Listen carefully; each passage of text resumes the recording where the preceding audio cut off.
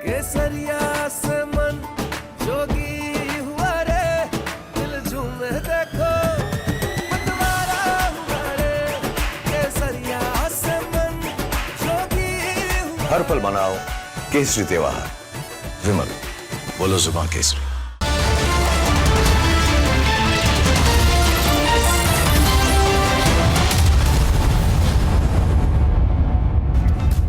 नमस्कार, मैं हूं विवेक श्रीवास्तव। कॉमनवेल्थ गेम्स में हिंदुस्तान का तिरंगा ऊंचा करने वाले मेडल वीरों से आज प्रधानमंत्री नरेंद्र मोदी ने मुलाकात की। जीत के बाद पीएम मोदी से मिलने पहुंचे खिलाड़ियों के चेहरे पर मेडल की चमक के साथ सम्मान की खुशी भी झलक रही थी। पीएम ने खिलाड़ियों से उनके अनुभव जाने, उनका हौसला बढ़ाया और देश के युवाओं को खेलों के लिए प्रेरित करते हुए कहा, जो खेलेगा वो खिलेगा।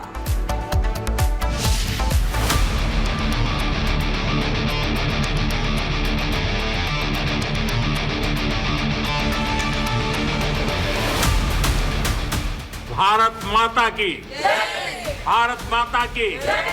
मैदान में पसीना बहाया, मुकाबले में पूरी ताकत झोंकी और जब जीत मिली तब पोडियम पर सबसे ऊपर था हिंदुस्तान का तिरंगा। कॉमनवेल्थ गेम्स में भारतीय खिलाड़ियों के शानदार प्रदर्शन से पूरा देश गर्व कर रहा था। इन खिलाड़ियों के चेहरे पर चमक बता रही है कि हिंदुस्तान के लिए मेडल जीतना जिंदगी भर का सपना सच होने जैसा था। कॉमनवेल्थ गेम्स में मेडल जीतने वाले खिलाड़ी से पीएम मोदी ने मुलाकात की। पीएम से मुलाकात में खिलाड़ियों के चेहरे चमचमा रहे थे। पीएम ने खिलाड़ियों से हालचाल पूछा, जीत का अनुभव पूछा, बातें की। इन खिलाड़ियों के चेहरे पर सम्मान मिलने की खुशी साफ दिखाई दे रही है। खिलाड़ियों से मुलाकात का ये वीडियो पीएम मोदी ने इंस्टाग्राम पर शेयर किया है। मुलाकात में पीएम मोदी ने देश के युवाओं को खेलों के लिए प्रेरित करते हुए कहा, जो खेलेगा वो खिलेगा, हमेशा भारत के लिए चीयर करो। पीएम मोदी का ये सोशल संदेश मीडिया पर काफी चर्चा में है और खिलाड़ियों का भी हौसला बढ़ा रहा है। जो खेलेगा वो खिलेगा। Always cheer for Bharat, Bharat Mata की, भारत माता की, भारत माता की। ये वही खिलाड़ी हैं जिन्होंने हजारों किलोमीटर दूर कॉमनवेल्थ के मैदान में उतरकर सिर्फ अपने लिए नहीं बल्कि पूरे हिंदुस्तान के लिए मुकाबला किया। भारतीय खिलाड़ियों ने कई खेलों में अपनी मौजूदगी दर्ज कराई। वेट लिफ्टिंग में दम दिखाया, बॉक्सिंग में मुक्कों का दम दिखा, एथलेटिक्स में रफ्तार और ताकत दिखाई और अलग अलग स्पर्धाओं में मेडल जीतकर देश का गौरव बढ़ाया। पीएम मोदी पहले भी खिलाड़ियों के प्रदर्शन पर गर्व जताते रहे हैं और इस बार भी भारतीय दल की उपलब्धियों को लेकर उन्होंने खिलाड़ियों की मेहनत और जज्बे की सराहना की। कॉमनवेल्थ में गोल्ड जीतने वाले सोमन राणा ने पीएम से मुलाकात को लेकर कहा कि ये उत्साह भरने वाला पल था। आगे ओलंपिक और कई मुकाबले होने हैं, जिसको लेकर पीएम ने हौसला भी बढ़ाया। Cheer for Bharat. मैं आर्मी से हूँ और आज प्रधानमंत्री जी से मिलने का अवसर मिला। बहुत खुश हो रहा है मन में, क्योंकि हम गेम खेल के आने के बाद में इतना मोटिवेशन और हौसला मिल रहा है और अपने आप को बहुत गर्व महसूस करता हूँ, क्योंकि मिलना और उसके बाद में आशीर्वाद लेना बहुत खुश लग रहा है। अभी एशियन गेम और ओलंपिक के लिए तैयारी करूँगा। मैं 2023 हांगझो चाइना में हुआ था, उसमें भी मैं सिल्वर मेडलिस्ट हूँ और ओलंपिक 2 टाइम पार्टिसिपेट किया है। और आने वाला है जो अभी नेशनल ख़त्म हो गया, अभी जो एशियन गेम चल रहा है और देश के लिए मेडल लेने का पूरा उम्मीद रखता हूँ। वेट लिफ्टिंग में गोल्ड मेडल जीतकर लाई मीराबाई चानू ने कहा कि पीएम से मिलना हर बार उत्साह से भरा होता है। स्पोर्ट्स को लेकर पीएम मोदी हमेशा ही खिलाड़ियों का हौसला अफजाई करते हैं। आज हम सब कॉमनवेल्थ गेम्स मैं बहुत खुश हूँ कि वो हमारी हर टाइम सपोर्ट देते रहते हैं। हम जब मेडल लेके आओ, नाम लेके आओ, हर टाइम सपोर्ट देते रहते हैं। स्पोर्ट्स को बहुत ज्यादा हर टाइम सपोर्ट करते हैं प्लेयर्स को। कॉमनवेल्थ में मैदान से मेडल का सफर पूरा हुआ। बता दें कि ग्लासगो में आयोजित कॉमनवेल्थ गेम्स में भारत ने 39 मेडल अपने नाम किया, जिसमें 13 गोल्ड, 17 सिल्वर और 9 ब्रॉन्ज मेडल हैं। तस्वीरें गवाह हैं कि जब खिलाड़ी जीतता है तो सिर्फ खिलाड़ी नहीं जीतता, पूरा देश जीतता है। खिलाड़ियों को सम्मान मिला, हौसला मिला और आगे और बड़ी जीत का भरोसा भी। प्रधानमंत्री के साथ मेडल वीरों की ये मुलाकात उसी जीत का उत्सव था। जो खेलेगा वो खिलेगा। Bureau report, Republic Bharat. Cheer for Bharat, Bharat Mata की। मथुरा में आज हवन की अग्नि के बीच साधु संतों ने बड़ा ऐलान कर दिया। शंखनाद हुआ, संकल्प लिया गया और तय हो गया कि 6 दिसंबर को कृष्ण नगरी मथुरा से कार सेवा शुरू होगी। संतों की मांग है कि श्री कृष्ण जन्मभूमि विवाद पर फास्ट ट्रैक कोर्ट बने और फैसला जल्दी आए। खास बात यह है कि कार सेवा के लिए चुनी गई तारीख का सीधा कनेक्शन 6 दिसंबर 1992 से है। अयोध्या के बाद अब मथुरा के इस ऐलान पर बड़ी बात यह है कि क्या कृष्ण जन्मभूमि आंदोलन अब निर्णायक दौर में पहुंचने वाला है।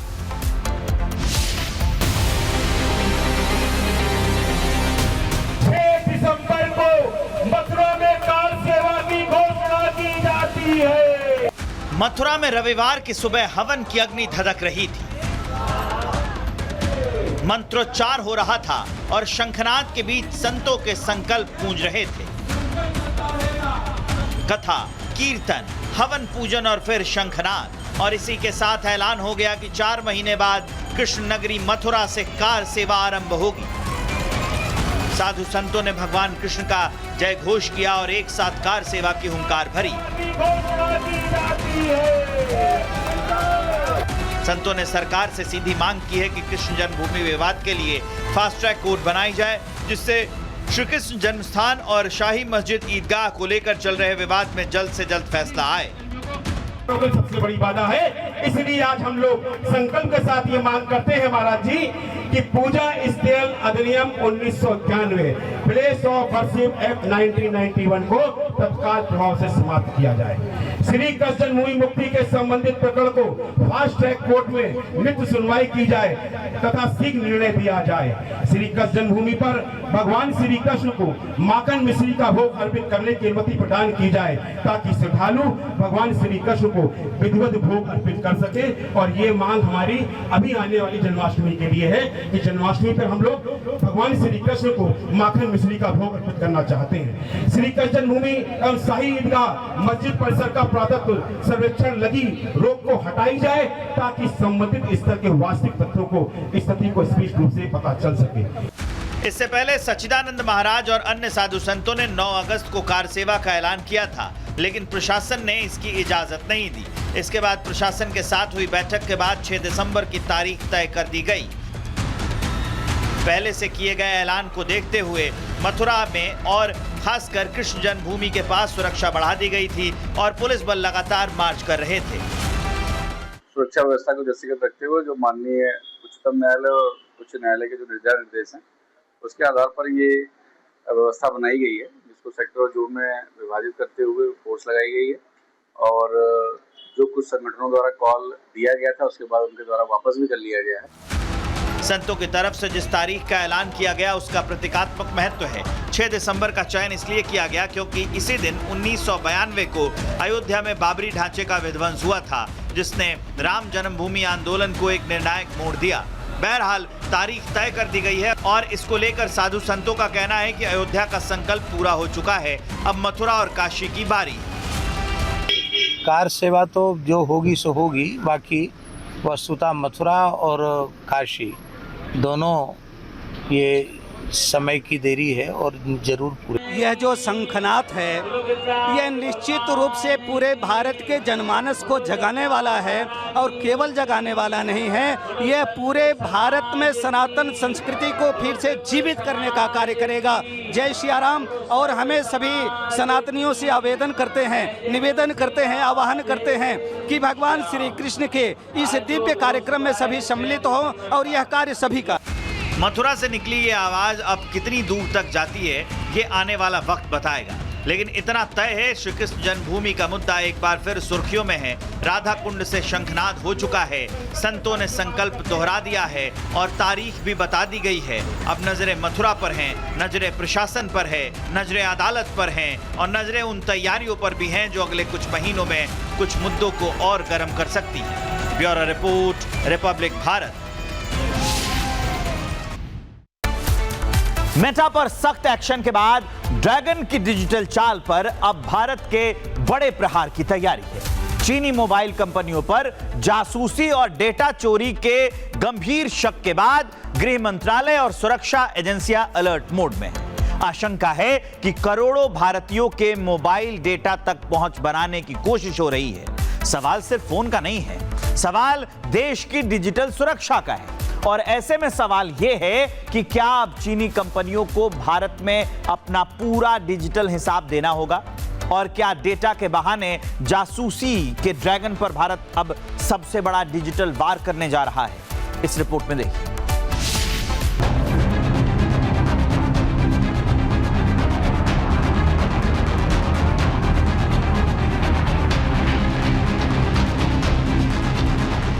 ड्रैगन की डिजिटल चाल पर अब भारत का बड़ा प्रहार होने वाला है। चीनी मोबाइल कंपनियों पर शिकंजा कसने की तैयारी तेज हो गई है। मामला सिर्फ मोबाइल का नहीं, मामला करोड़ों भारतीयों के निजी डेटा का है और इसी डेटा की सुरक्षा को लेकर अब गृह मंत्रालय एक्शन मोड में है।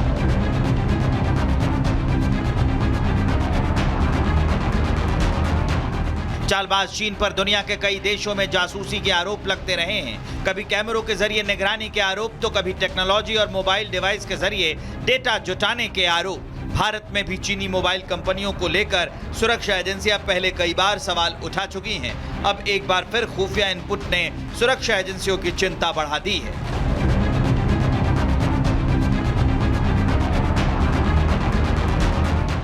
सूत्रों के मुताबिक चीन की मोबाइल कंपनियों पर भारत सरकार सबसे बड़े एक्शन की तैयारी में है और इस एक्शन का कारण है भारतीयों द्वारा इस्तेमाल किए जा रहे चीनी मोबाइल में मिला संदिग्ध बग। भारत की इंटेलिजेंस एजेंसियों ने आशंका जताई है कि संदिग्ध बग के जरिए चीन की मोबाइल कंपनियां भारतीयों का डेटा चुरा रही हैं। आशंका है कि चीनी मोबाइल की चिपसेट के जरिए भारतीय यूजर्स का डेटा चोरी कर सीधे चीनी सर्वर में स्टोर किया जा रहा है।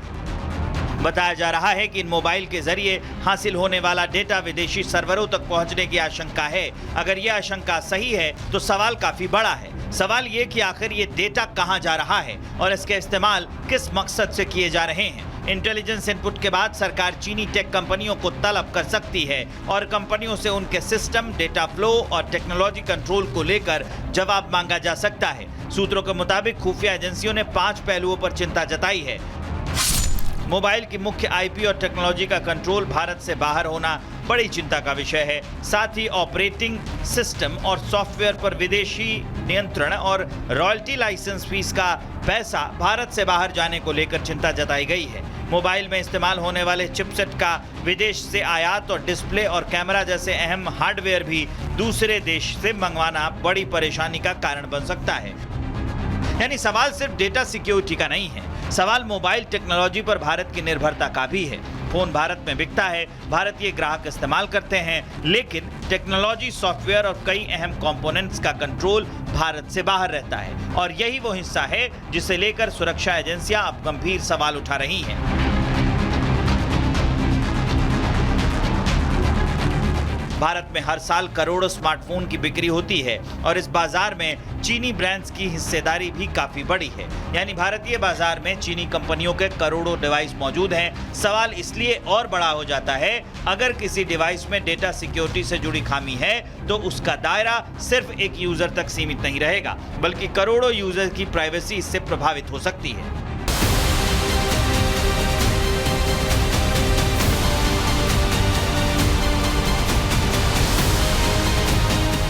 भारत में हर साल लगभग 15 से 15.2 करोड़ स्मार्टफोन बेचे जाते हैं। इसमें चीनी ब्रांड्स की कुल हिस्सेदारी 70 से 75% के बीच बताई जाती है।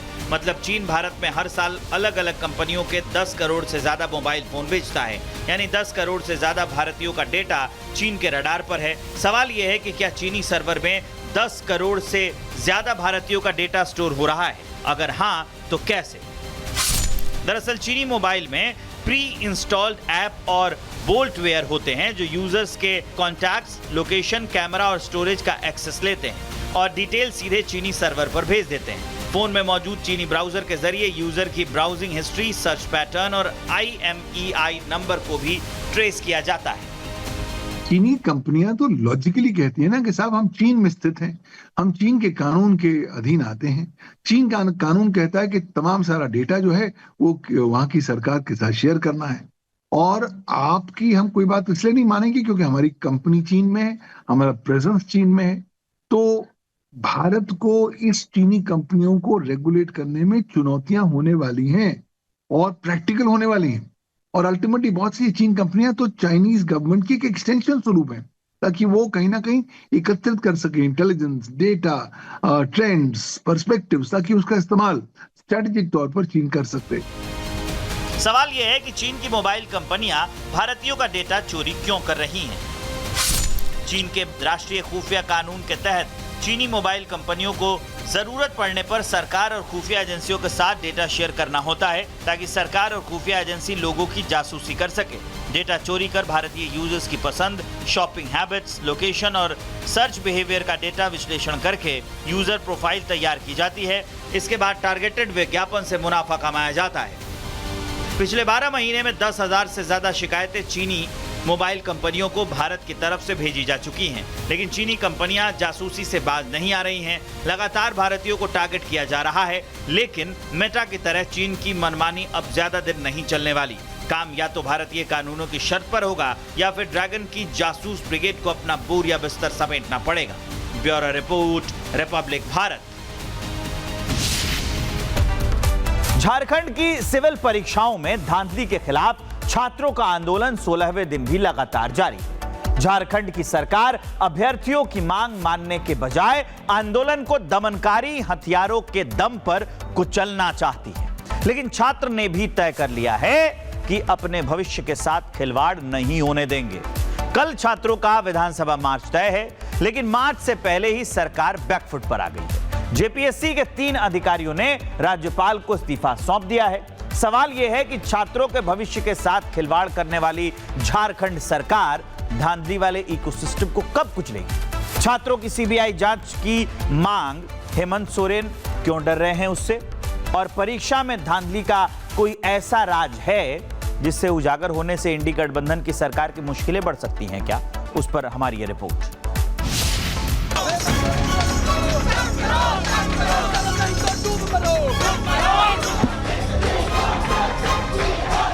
ये भूख हड़ताल जो हम लोग के जब तक हम लोग की मांगे पूरी नहीं होगी तब तक हम लोग की भूख हड़ताल रहते ही रहेगी। बहुत ही दुख होता है कि ऐसी सरकार कैसे आ जाती है जिसे ये भी नहीं पता कि हम उनके लोग हैं। 16 दिन पहले शुरू हुआ जेपीएससी अभ्यर्थियों का आंदोलन अब अंजाम की तरफ बढ़ रहा है।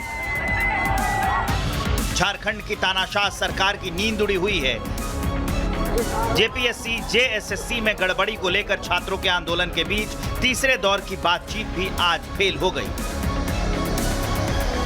अभ्यर्थियों ने दो टूक कह दिया कि सीबीआई जांच वाली मांग से कोई समझौता नहीं होगा। हम लोग की जो मांगे थी उसमें से 50% से अबव मांगों पर सरकार ने सहमति जताई है। सीजीएल में जो है सो सीबीआई जांच होनी चाहिए। इन पर जो है सो सरकार की कोई सहमति नहीं बनी है, तो सीजीएल पर हम सभी छात्र का जो विचार था कि इसमें सीबीआई जांच होना चाहिए, इस पर कोई सरकार की सहमति, लेकिन हम सभी छात्रों का यह डिमांड है कि उसमें सीबीआई जांच होनी चाहिए। अभ्यर्थियों के डेलीगेशन ने झारखंड सरकार के सामने 5 मांगे रखी। धांधली के चलते 14वीं जेपीएससी परीक्षा को रद्द किया जाए, परीक्षा धांधली की जांच सीआईडी के बजाय सीबीआई से कराई जाए, धांधली के चलते प्रभावित अभ्यर्थियों को उम्र सीमा में छूट दी जाए, भर्ती परीक्षाओं में धांधली करने वाली एजेंसियों और पेपर लीक गिरोह पर कड़ी कानूनी कार्रवाई की जाए, स्पष्ट परीक्षा कैलेंडर जारी कर सभी भर्तियों को बिना किसी देरी के समय पर पूरा किया जाए। लेकिन झारखंड की तानाशाह सरकार को छात्रों की ये मांग समझ नहीं आ रही है। हमारी मांग है कि चूंकि ये परीक्षा प्रक्रिया दूषित है DDPL के द्वारा, तो DDPL के द्वारा जितनी भी परीक्षा है वो समस्त परीक्षाओं को रद्द किया जाना चाहिए। साथ ही साथ JSSC CGL की परीक्षा का सर का कहना है कि हम लोग एक रिटायर्ड जज के उसमें जो है कमिटी में हम लोग इसकी पूरी जांच विदिन 90 डेज हम लोग इसको कराना चाहते हैं। तो हम लोग का इस पे जो है सहमति नहीं बन पाया। मैं स्पष्ट रूप से कहूँ, हमारी मांग CBI की है। हम लोगों ने ये भी बोला कि परीक्षा को रद्द करते हुए जो CBI इंक्वायरी होनी चाहिए, जिस पे सहमति नहीं बन पाई है। झारखंड के अलग अलग जिलों से हजारों छात्र अपने हक के लिए विधानसभा की तरफ बढ़ रहे हैं। दूसरी तरफ आंदोलन को दमनकारी बंदूकों से कुचलने के लिए हेमंत सोरेन की पुलिस भी तैयार है। राजधानी रांची की सड़कों में पैलेट गन से तैनात सुरक्षा कर्मियों का उन्होंने डेपुटेशन किया। ये तस्वीरें हैं आज की, जिसमें पुलिसकर्मी पैलेट गन के साथ जो है वो रांची की सड़कों पर वो घूमते नजर आ रहे हैं। मुख्यमंत्री जी, क्या यहाँ SC ST OBC बच्चे जो ज्यादातर संख्या में धरने पर बैठे हैं, उनको खौफ आप दिखा रहे हैं? अगर किसी भी तरीके से पैलेट गन या कोई बलपूर्वक आंदोलन को दबाने की कोशिश की गई तो हम इसका कड़ा विरोध करेंगे। हाथों में तिरंगा और आंखों में आंसू लेकर छात्रों ने विधानसभा की तरफ कूच कर दिया है। सभी छात्रों के साथ ये भीड़ किस तरह से यहाँ पर पहुंची, छात्रों को समर्थन दी, और यही जो लोग हैं लगभग 2 से 3 हज़ार की संख्या में अब कल के दिन भी अब देखिए आंदोलन में पहुंचेंगे। ये सभी लोग कल के दिन भी आंदोलन में आने वाले हैं। 200% कल के दिन भी ये लोग आएंगे, क्योंकि ये बच्चे खुद से आ रहे हैं, कोई इन्हें बुला नहीं रहा। तय माना जाए विधानसभा घेराव होगा छात्रों की अगर बात नहीं मानी गई तो। भैया 200% तय है। सवाल यह है कि आंदोलन को कुचलने की कोशिशों की जगह झारखंड की सरकार परीक्षा में धांधली वाले इकोसिस्टम को क्यों नहीं कुचलती है? क्या अभ्यर्थियों के आंसू झारखंड की सरकार के लिए कोई मायने नहीं रखते? बहुत ही दुख होता है कि ऐसी सरकार कैसे आ जाती है जिसे ये भी नहीं पता कि हम उनके लोग हैं ना, फिर उनको सत्ता पे नहीं आ रहा है क्या? हम ही ना उनको बनाएंगे फिर से, तो हमें ही क्यों मारने पे वो तुले हुए हैं? ये बहुत गलत कर रहे हैं हमारे साथ। हमारी पीढ़ियाँ पढ़ी लिखी नहीं है, हमारी पीढ़ियाँ बहुत मुश्किल से पढ़ के आगे आई है, और अगर हमारे भाई बहन आगे नहीं आएंगे तो हम लोग कैसे आगे बढ़ेंगे? बहुत गलत कर रही है सरकार हमारे साथ। झारखंड की सरकार छात्रों से बातचीत का ड्रामा तो कर ले रही है, लेकिन समस्या का समाधान नहीं निकाल पा रही, क्योंकि झारखंड सरकार के गुलदस्ते में न्याय वाले फूल नहीं हैं, बल्कि धांधली वाले शूल हैं। चेहरा छुपाकर, कभी चेहरा बदलकर, कभी पर्दे के पीछे आकर के दिग्भ्रमित करने का काम करते। नौजवानों को यह संदेश देना चाहता हूं, मैं भी कोई बूढ़ा नहीं हूं साथियों, मैं भी आप ही लोगों के लगभग का स्थिति में हूं। आपकी भावनाएं, आपकी चिंताएं हमारी चिंताएं हैं। आपके साथ पारदर्शिता के साथ न्याय होगा, और न्याय होते हुए दिखाने का भी हम लोग काम करेंगे। विधानसभा के बाहर सुरक्षा बल तैनात कर दिए गए हैं। दमनकारी बंदूकें छात्रों के भीतर भय का बारूद भरने के लिए तैयार हैं। सबसे बड़ा सवाल यह है कि क्या 10 अगस्त झारखंड के इतिहास में बतौर दमनकारी दिन दर्ज हो जाएगा? मेरा मुद्दा JPSC और जेट को रिलेटेड है। जेट जो कि झारखंड एलिजिबिलिटी टेस्ट करवाती है, 26 साल में केवल 2 ही बार एग्जाम कंडक्ट करवाई गई है, और वो भी उसकी भी आंसर की जो अभी हाई कोर्ट में चल रही है, सिर्फ आंसर की के लिए। छात्रों की मांग है, माताओं की मांग है, वो पूरा कीजिए। आप गार्जियन हैं, गार्जियन पूरा नहीं करे कौन करेगा? और नहीं मांग पूरा कीजिएगा तो आप इस्तीफा दीजिए। JPSC अभ्यर्थी कार्यप्रणाली में सुधार, पारदर्शिता और जांच चाहते हैं, लेकिन झारखंड सरकार पैलेट गन और आंसू गैस लॉन्चर्स तैयार कर रही है। छात्रों ने 2 टूक कह दिया है, अगर उनकी बात नहीं मानी जाती है तो 10 अगस्त को विधानसभा का घेराव करने से तानाशाह सरकार की पैलेट गन भी नहीं रोक पाएगी।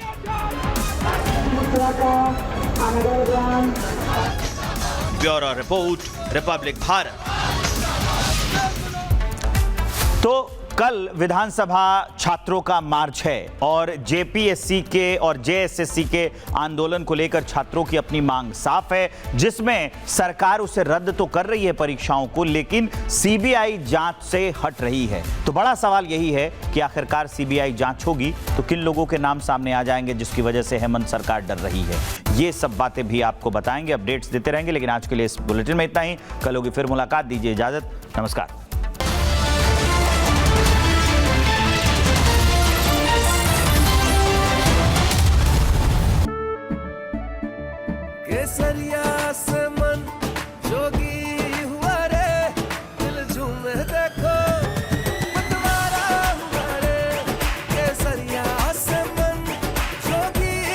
हर पल मनाओ केसरी त्योहार।